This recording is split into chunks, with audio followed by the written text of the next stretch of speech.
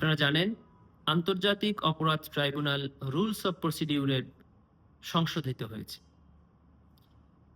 2010 সালে প্রস্তুতকৃত এই রুলস অফ প্রসিডিউরের যে সংশোধনী আনা হয়েছে তার মধ্যে অন্যতম হল তদন্ত চলাকালে আন্তর্জাতিক অপরাধ ট্রাইব্যুনালের কোনো মামলার তদন্তকারী কর্মকর্তা অথবা তদন্তে দায়িত্বপ্রাপ্ত কোনো প্রসিকিউটর যে কোনো অভিযুক্তকে অথবা সন্দেহভাজনকে গ্রেফতার করতে পারবে। গ্রেফতারের 24 ঘন্টার মধ্যে উক্ত গ্রেফতারকৃত ব্যক্তিকে ট্রাইব্যুনালে অথবা যে কোনো ম্যাজিস্ট্রেটের কাছে হাজির করতে হবে।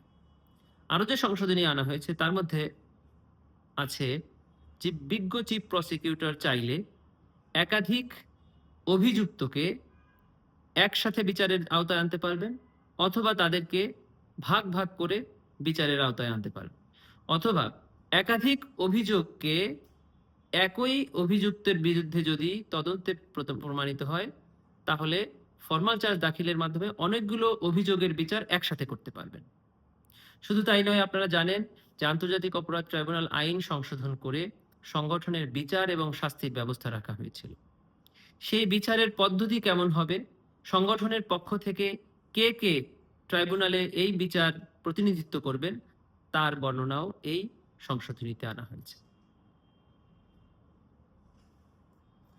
আমরা মনে করছি যে ট্রাইব্যুনালের এই রুলস অফ প্রসিডিউরের সংশোধনীর মাধ্যমে এই ট্রাইব্যুনালকে আরো আন্তর্জাতিক মানের উন্নতি করা হবে।